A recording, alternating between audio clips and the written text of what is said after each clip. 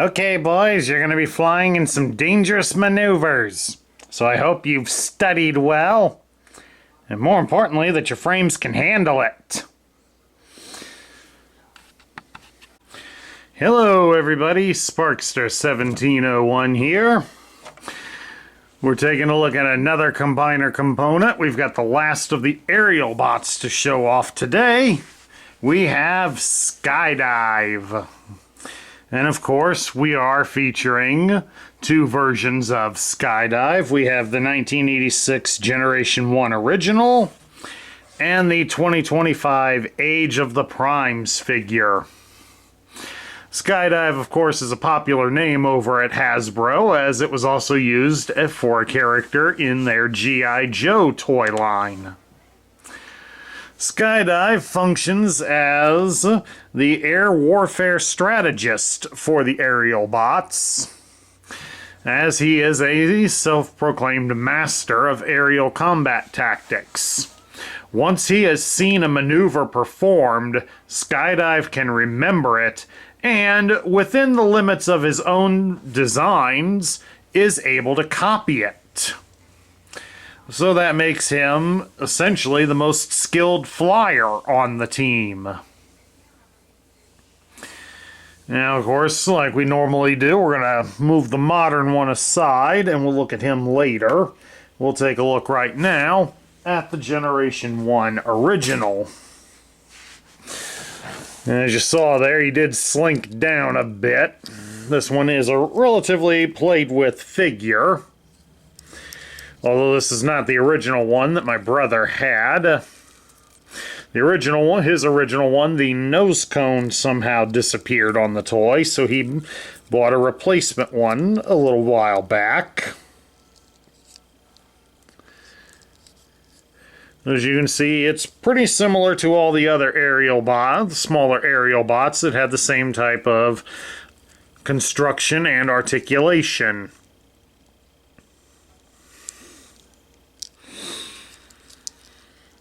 And of course, for this one, he only came with one accessory back in the day, and that was his gun.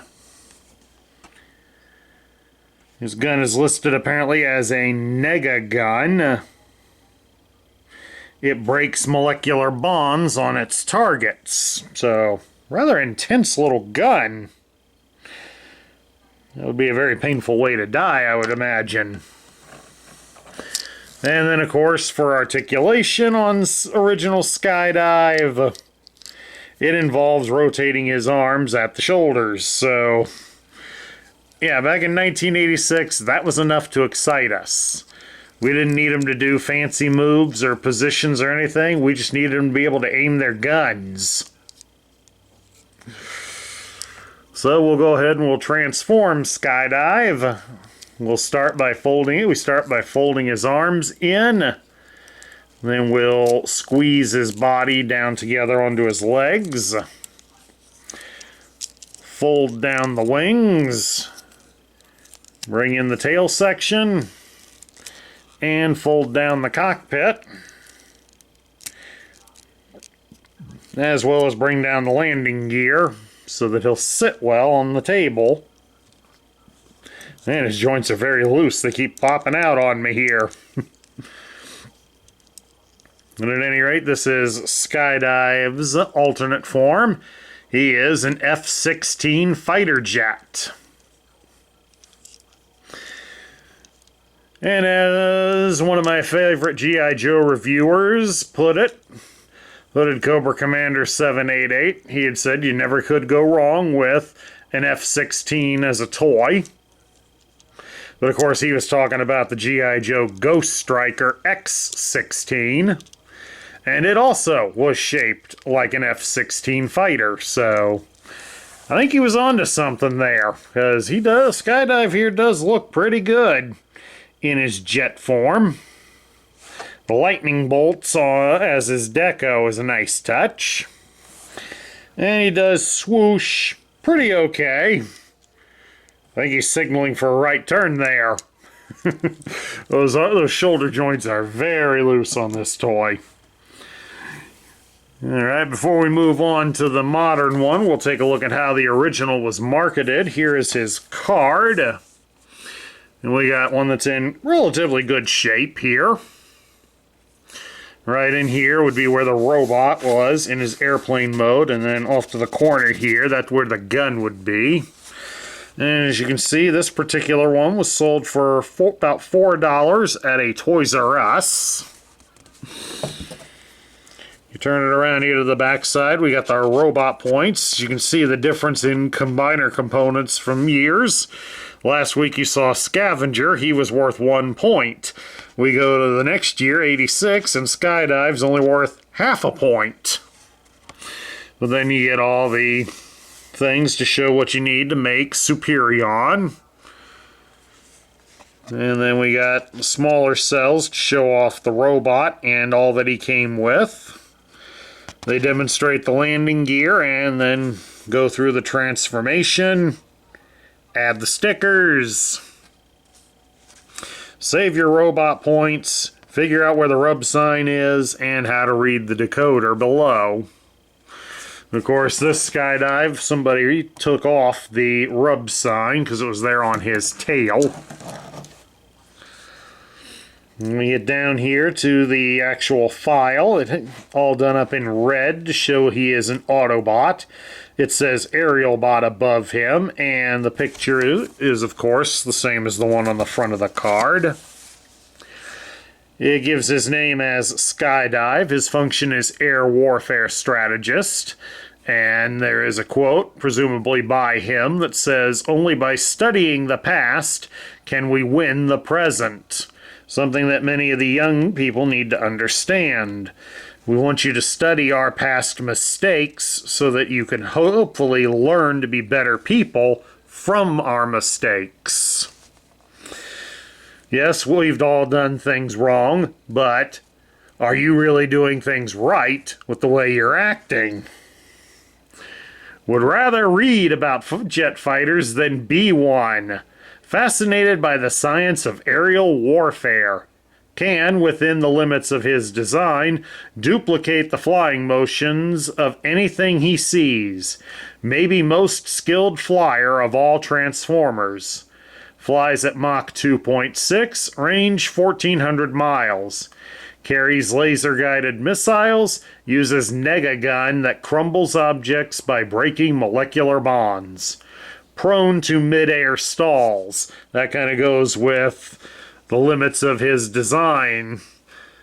If he can't complete the maneuver, more than likely his engines will stall out on him. With fellow Aerialbots forms Superion. And then now we get over here to the grid. Normally you would need the red decoder, but this one's pretty easy to read without it. It gives his strength as 4, his intelligence is 10, his speed is 9, his endurance is 4, his rank is 7, as is his courage, his firepower is 8, and his skill is a perfect 10. So he is smart and capable of his job, but he is a little bit weak in his physical strength. Alright, let's bring out the modern one and look at him by comparison. And here is the modern version of Skydive. He is based mostly around the animation model, but he does have some throwbacks to his classic toy. All in all, it's done relatively well. As you can see on some of the exposed areas, he does retain the lightning bolt design, so that is a very nice touch for him. Certainly one I'm not going to complain about. For accessories, he comes with 2 of his own Nega guns. And they do carry over some of the design elements from the original, but not a whole lot. But in this case, I won't say that it's a bad thing. since at least it sleeks the gun so it looks a little better. The original one was kind of blocky, but of course that was to fit some rather square and blocky arms, so can't really fault it for that. And we do get a nice little sight on the end of the barrel, so that's a nice touch too. But Skydive also has one other piece that you'll have to be aware of if you buy him loose, and that is the tail fin. The tail fin does come detached when you buy the toy brand new, so you will have to keep an eye out for that when opening up the package. And make sure that if you buy a loose sample that he has that. At any rate, we'll take a look at his articulation. You can turn his head from side to side, and it is on a ball joint. It will rock up and down very little.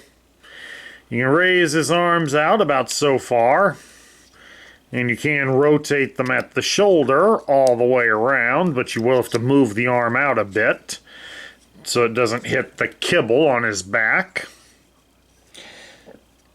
You can bend the arm at the elbow 90 degrees, and it does swivel at the bicep. So he has G.I. Joe battle grip. He can be twisted at his hips, so we can get some dance moves going off of him. You can spread his legs apart into a full splits. He does have a thigh cut. You can raise his leg at the hip 90 degrees, and you can bend his leg at the knee 90 degrees. So all in all, he does have the standard articulation for a figure of his size.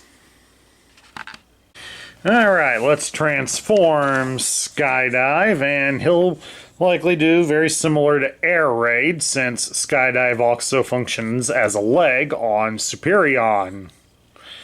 You start off by pressing his legs together like so. Then you'll come down here to his feet and you'll fold them upwards as they'll move these leg covers in the process. Once you do that, you will fold his feet down like so. And then you can continue to fold the leg covers up. As you can see, there is a bit of a groove on his leg, and it will fit into this post on his thighs. There won't be any snaps or anything when it's connected. You'll just have to feel for it. Then, of course, once you've done that, you'll come here to his arms, and we'll fold the hands in like that. And then you press the arms firmly against his body. They will snap into position easily. Come up here to his head and turn it around.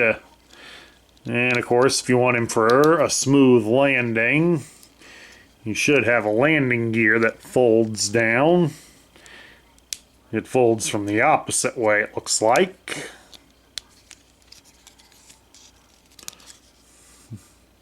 Or at least it's supposed to, but it's not working for me. It's not really working for me. My thumbnail's not getting underneath there enough to get it. So we'll forget about it at the moment. We come up here to his body, pull the wings free. Don't fold them flat yet, just get them free because they connected to the cockpit section. We get it to pull free because it will then fold over. You know, the nose folds out on its own, but we need this other section to come with it. There it goes. It's finally freed. And then we just fold it over, and it'll snap into place there. Once you've done that, then you can bring the wings down so that they're smooth and flat. And come back here, fold down the tail fins, the tail wings, and turn the tail fin around so it's facing the right way. Then we raise this section up and fold it over to connect it to the rest of the body. May take a little bit of effort and repositioning. There we go. It's finally connecting. Not perfectly. There we go. Shift it forward a little bit more there, and that did it. That gave us the clearance we need. And there he is in his jet mode. A somewhat stylized F-16. And of course, like with the other Aerialbots, you can attach the guns onto the undersides of the wings. Always recommended so you don't lose them. He also swooshes pretty good, but he's a little bit blocky looking, especially since they wouldn't pay for the royalties, but I can understand that in this case. And while they showed that the landing gear is in the head, I think there's something in here for it. That's the folding mechanism. We just let it be. He can lay like that for the moment. At any rate, we get down to my thoughts. What do I think of Skydive? Skydive is certainly one of the more interesting characters, with the way they wrote his bio for the G1 version, making him an astute student of aerial combat history, and willing to try to copy any maneuver that he sees. So that gives him an interesting little superpower. And as it also explained, it's not a perfect one, since it can cause him to stall out. That adds a little bit of flair to his character. The original one's pretty good, but as you also see, if you get one that's worn pretty well, it's hard to display him in a good way, since those joints do wear out very, very easily. The modern one, it's not bad. Again, like the others, it suffers from being a little bit blocky due to the design of it. But since it's not intended to look exactly like a real plane, that kind of works in its favor. However, I do think that some of the areas of it are a little bit too snug, but that could just be due to the fact it's a relatively new toy. I think the landing gear is a pain to get out, but beyond those faults with it, I still find it pretty good. I'm looking forward to merging him with the others to make Superion and showing that off to all of you. At any rate, that's my look at the original and the modern versions of Skydive. I hope you all enjoyed it. Please do remember that if you love the content we feature on this channel, we would appreciate some likes, shares, comments, and subscriptions. YouTube has altered their algorithms, so they are watching for that just as much as they are views. So please do contribute. It's a small effort from you, but it means the world to us here at the channel. This is Sparkster1701 saying I will catch you all later.